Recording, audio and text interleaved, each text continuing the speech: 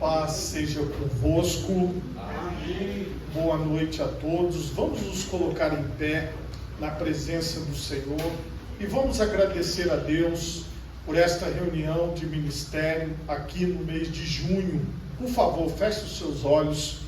Pai Todo-Poderoso, muito obrigado, Senhor, pela oportunidade de nos reunirmos aqui como ministério da Igreja do Evangelho Quadrangular, aqui na nossa capital Vitória, no estado do Espírito Santo. Que o Senhor possa abençoar, ó Pai, todos os pastores titulares, as pastoras e pastores auxiliares, que o Senhor possa ser com cada um deles, ó Pai, e abençoa-nos nesta reunião, é o que eu te peço, em nome de Jesus, amém. Podemos assentar. Como vocês já estão acostumados, nós estamos, durante esse ano de 2025, trazendo aqui o livro Lealdade e Deslealdade, e eu vou escolhendo alguns capítulos para trazer para vocês as informações. Eu quero lembrar a todos vocês que este livro não é um livro doutrinário, não é uma doutrina. Isso são reflexões que a gente vai pegar e aplicar aquilo que a gente achar que pode ser aplicado. Como todos vocês receberam o livro, fica fácil de você analisar. Aqui eu só coloco algumas frases do capítulo, porque não daria para colocar o capítulo todo, senão ficaria longo. O objetivo é só a gente refletir, analisar e aplicar aquilo que nós acharmos que é bom. Porque muitas vezes a gente escuta alguma coisa e parece que é uma doutrina, mas o que é doutrina é aquilo que não pode ser mudado, que é o ensinamento de nosso Senhor Jesus Cristo. As reflexões que os autores fazem sobre os livros são pensamentos, formas de interpretação que nós podemos analisar e concordar ou discordar dos autores dos livros. Hoje nós estamos aqui no capítulo 6, de lábios de homens traiçoeiros. Ele vai explicar o que é isso. O autor é o Dag Heward-Mills, que é autor de vários best-sellers, fundador da Igreja Internacional Capela do Farol, que se tornou uma denominação mundial. Então ele tem programas de rádio, de TV, eu sempre passo esse histórico aí para vocês saberem quem é o autor. Livro Lealdade e Deslealdade. Ele começa aqui com 2 versículos. Pois do que há em abundância no coração, disso fala a boca. Mateus 12:34b. Porque pelo fruto se conhece a árvore. Mateus 12:33c.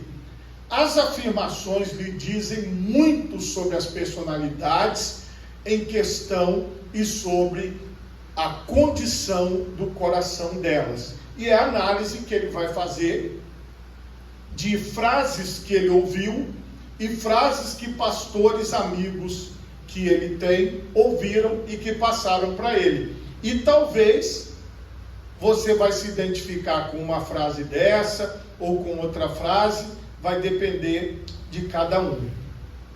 Neste capítulo, irei compartilhar com você algumas citações interessantes que tenho anotado ao longo dos anos. Essas citações, advindas dos lábios de pessoas desleais, chocam-me sempre que as ouço. Aí, número 1. Alguns de nós poderíamos ser um pastor principal. Não somos só porque decidimos submeter-nos. Isso acontece quando o pastor principal está fora por um período e algumas pessoas dizem que foram abençoadas. Lá no livro, ele vai dar bastante detalhes sobre isso, mas qual que é a visão dele aqui? É mostrar a perspectiva da igreja local. O que acontece no meio do povo, o que acontece no dia a dia dentro dessa visão de lealdade e deslealdade. Então essa é uma frase que ele ouviu e anotou. 2. Eu gostaria que você orasse comigo sobre algumas coisas que estão acontecendo no meu escritório. A maneira como estou sendo tratado. ele solicita a sua oração, mas de fato estava espalhando dissensão e desconfiança. A visão dele, do autor, Dag Heward-Mills, é que os irmãos da igreja leiam esse livro. Essa é a visão dele, para que os irmãos também, que a igreja saiba e perceba a diferença e a forma como as pessoas desleais abordam umas às outras. E essa abordagem aqui, nós já ouvimos, eu mesmo já ouvi algo semelhante a isso. Quando esse pastor em particular havia acabado de espalhar sua história, a igreja estava cheia de membros confusos, que viam seus pastores sêniores como sendo irracionais. Levou mais de um ano para essa congregação se recuperar das mentiras que haviam sido espalhadas. Levou quase 2 anos para voltar a ser um ambiente saudável. Porque dependendo da forma como as coisas são ditas no meio da igreja, é o que ele coloca, você gera um ambiente de desconfiança, e esse ambiente de desconfiança leva muitas pessoas a saírem da igreja. 3. Ele, o pastor sênior, ele coloca aqui pastor sênior, mas nós, é porque é a tradução do livro, né? Nós, na Igreja do Evangelho Quadrangular, chamamos de pastor titular. Ele, o pastor sênior, havia desviado da visão e do rumo original. Então, assim, isso é uma coisa que eu também, assim, parecido com isso eu já ouvi. Ele afirmou que seu pastor não lia mais a Bíblia. Em vez disso, estudava livros seculares sobre liderança. Ele havia sido seu assistente por anos, mas agora um espírito de deslealdade o fazia criticar cada movimento de seu cabeça, no caso do pastor titular. E aí foi se espalhando isso pelo meio da igreja. 4. Não irei, não serei transferido. Lembre-se de que durante a rebelião de Coré, Datã e Abirão, se recusaram a ir quando Moisés chamou, e Moisés enviou a chamar a Datã e a Abirão, filhos de Eliabe. Porém eles disseram, não subiremos. Números 16, 12. Aí ele vai complementar. Quando a pessoa é grande demais para ser enviada, então ela provavelmente é grande demais para a organização. Você agora está muito bom para ser empurrado, entre aspas, para lá e para cá. Quando um líder declara que não irá mudar-se, decida mudá-lo para longe de você de forma permanente. O que ele coloca aqui é algo do dia a dia da igreja. Às vezes você precisa de alguém para fazer determinado trabalho, às vezes você precisa dele num grupo missionário ou num departamento da igreja, mas no coração dele disse, eu não quero nem ouvir, eu não vou, eu não irei. São frases que as pessoas acabam falando. 5. Você faria aquilo pessoalmente? Interrogação. Esse é um dos que eu mais gosto. Em um exército, se o coronel ou general pede que as tropas partam para o ataque, nenhum membro do pelotão ousa perguntar ao coronel ou ao general se ele iria a tal lugar pessoalmente. Ninguém ousa perguntar, você arriscaria sua vida para fazer o que você está enviando-nos a fazer? Embora seja uma pergunta legítima, ela cheira a insubordinação e desacato. Essas palavras só procedem do coração de um rebelde. Porque o que acontece na igreja? Muitas vezes, igual um exemplo comum do dia a dia. Se eu não sei mexer com eletricidade, com fios, eu não vou mexer. Mas vamos supor que na igreja, como pastor, eu peço ao irmão que é eletricista, irmão, tem como o irmão consertar para mim aquela tomada? Mas na cabeça do rebelde é o seguinte, não, o pastor, ele tem que ir lá e fazer o serviço. Ele não pode pedir para alguém. Será que ele iria? Por exemplo, essas bandeiras aqui da igreja, que são penduradas.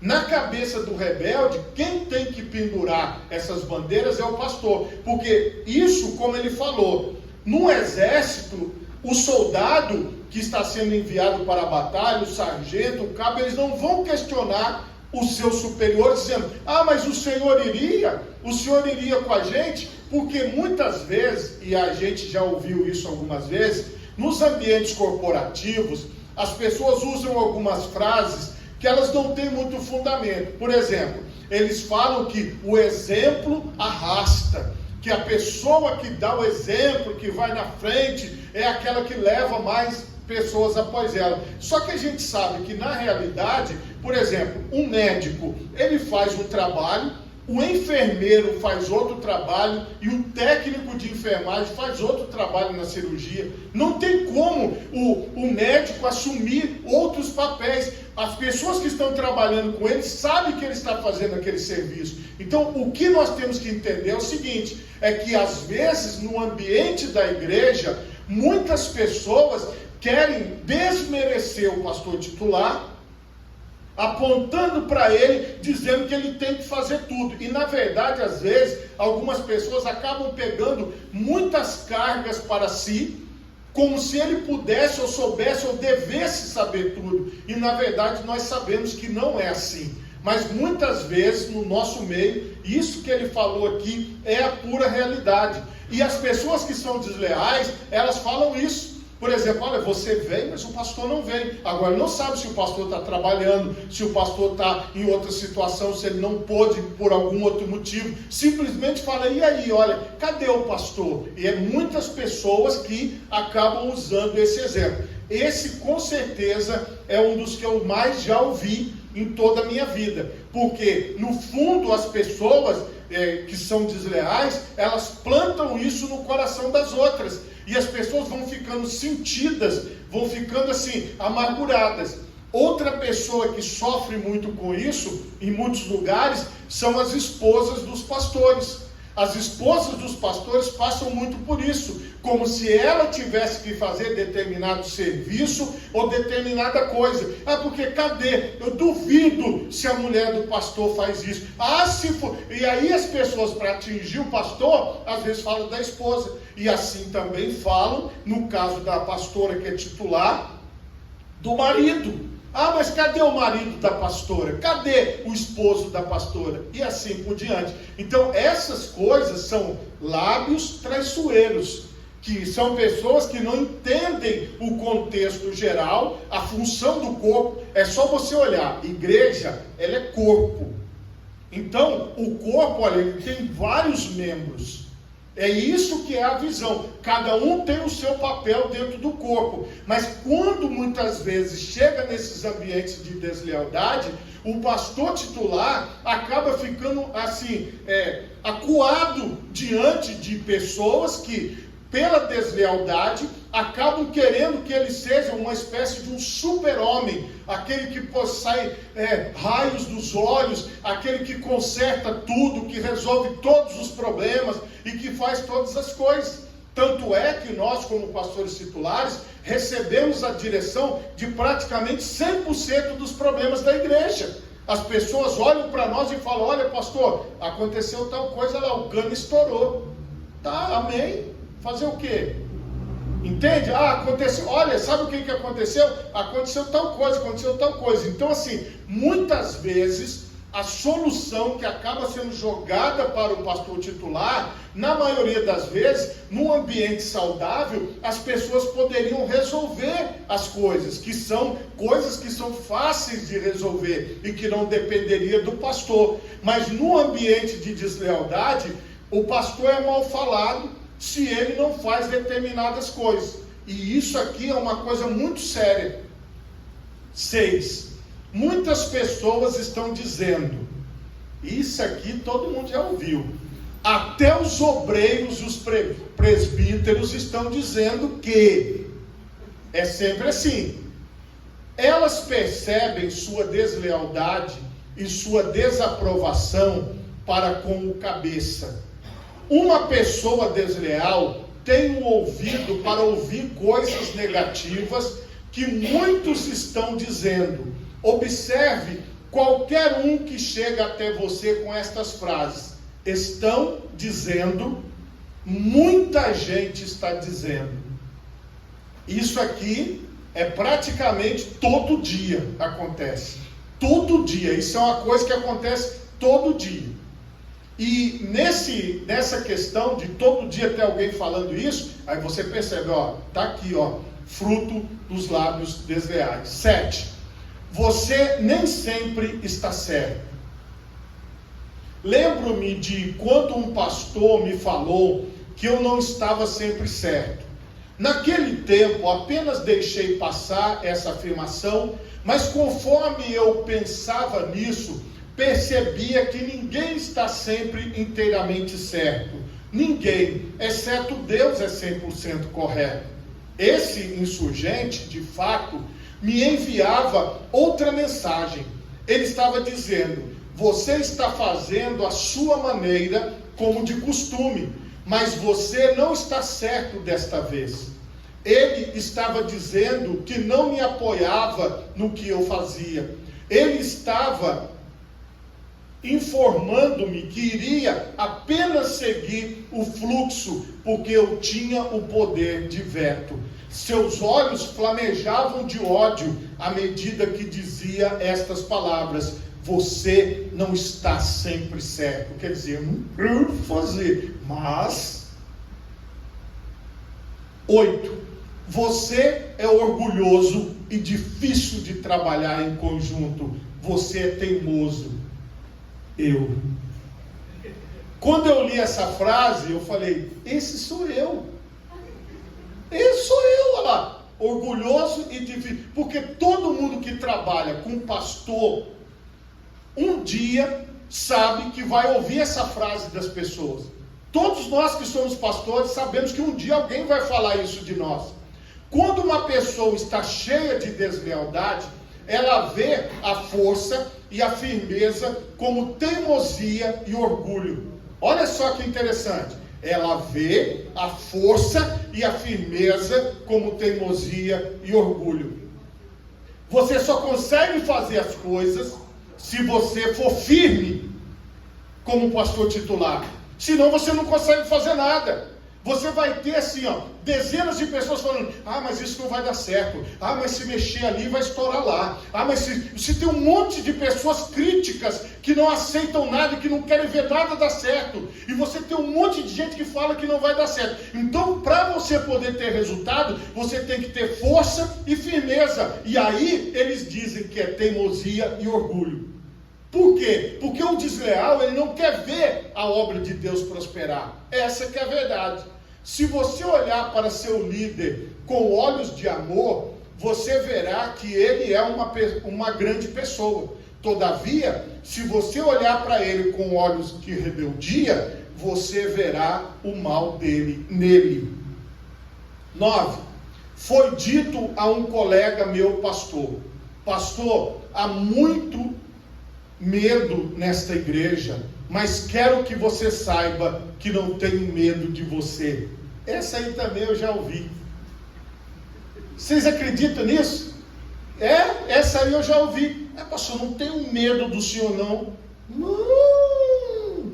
Essa pessoa estava falando a partir de um espírito de desafio. O que ela queria realmente dizer: irei enfrentá-lo se necessário, porque não tenho medo de você. Essa que é a verdade. Essa deslealdade de quem é assim, por quê? Quando o desleal vê que a igreja está caminhando, que o povo está seguindo a palavra de Deus, que as pessoas estão descendo as águas do batismo, que Deus está abençoando, então ele vai ficando assim, cada vez mais chateado, e ele não aceita, ele não gosta de jeito nenhum daquilo que você propõe como prumo, como direção. 10. Foi dito a um pastor amigo meu por um membro de sua igreja após o culto: você me lembra meu pai, ele era tão cheio de si. Esse aqui eu já ouvi, mas em outro sentido. Essa pessoa estava dizendo ao seu pastor que a autoconfiança dele cheirava a orgulho e arrogância.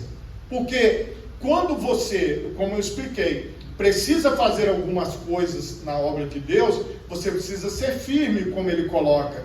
E se você não for firme, você não consegue fazer. E às vezes as pessoas confundem isso, a firmeza do líder, como sendo algo ruim. Quando um membro da igreja diz ao pastor, você é arrogante e orgulhoso, ele não está admirando, mas ao contrário, está depreciando. Seu coração não está cheio de compromisso, mas cheio de veneno. Pastor, você está cheio de si. Então são situações que ao longo do ministério, os pastores titulares acabam passando. 11.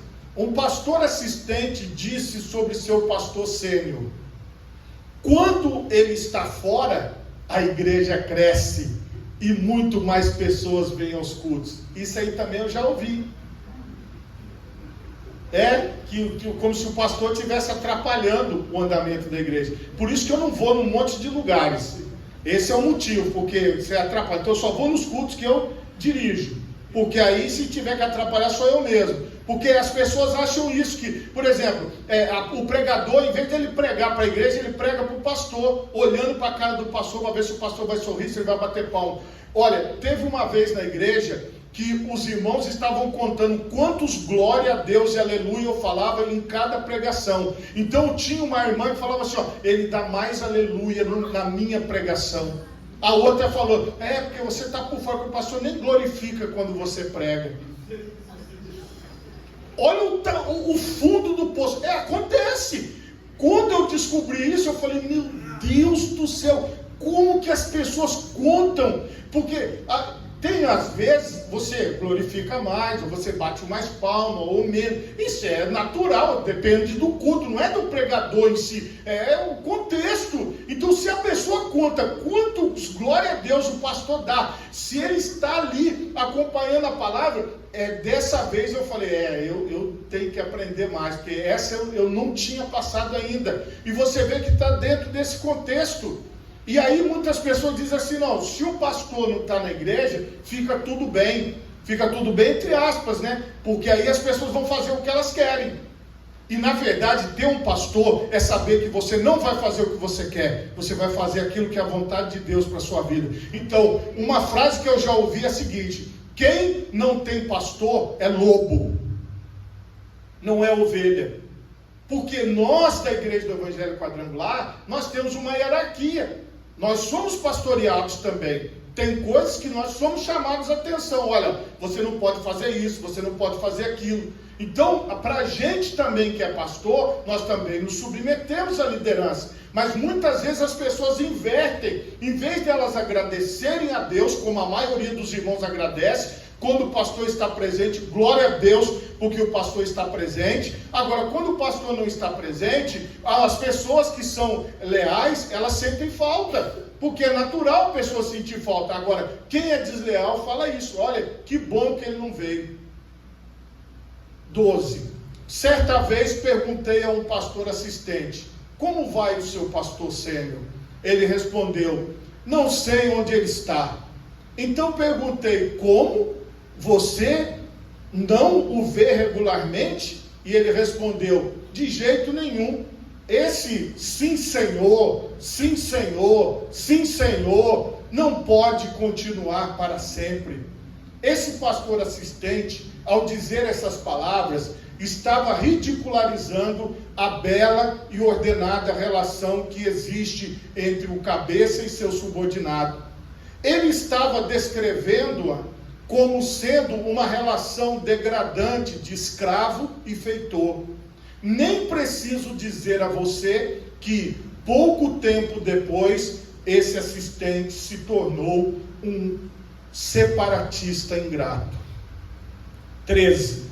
Não vejo por que todos estão fazendo tanto caso sobre aquele separatista. Ao fazer esta afirmação, esse pastor estava indiretamente aprovando rebelião e divisões na igreja. Não é surpresa que ele tenha se tornado um rebelde com o passar do tempo. 14. Perguntei a um pastor, como foi a visita de seu sênior à cidade? Foi bem sucedida? Ele respondeu: ah, sim, foi boa, nós nos divertimos, mas você conhece o homem, ele gosta de restaurantes chineses caros. Aqui novamente, um pastor está fazendo comentários sarcásticos e críticos sobre seu sênior. Pode parecer um comentário à toa, mas está cheio de desprezo. 15. Certa vez um pastor assistente desleal disse ao seu cabeça: você não tem a menor ideia do que as pessoas estão dizendo sobre você. Você não sabe o que tive de dizer a elas. Ao dizer isso, esse pastor desleal informava que seu apoio dentro da igreja estava empalidecendo. Ele dizia que teve de estabilizar os sentimentos dos descontentes na congregação. Ele comunicava que você não é popular e que você não é tão bom quanto pode estar pensando. Tudo isso, muitos pastores já passaram a sua vida toda. 16. Admiro o seu estilo de liderança em nossa igreja. Nosso homem, o pastor principal, não nos dá muitas oportunidades.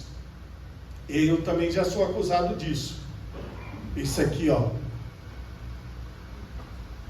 Ao fazer essa afirmação, esse pastor expressava sua insatisfação com a igreja mãe. Ao dizer isso tão abertamente, estava mostrando que não é leal ou protetor do seu lar. Ele agora está abertamente expondo as deficiências e falhas de sua igreja.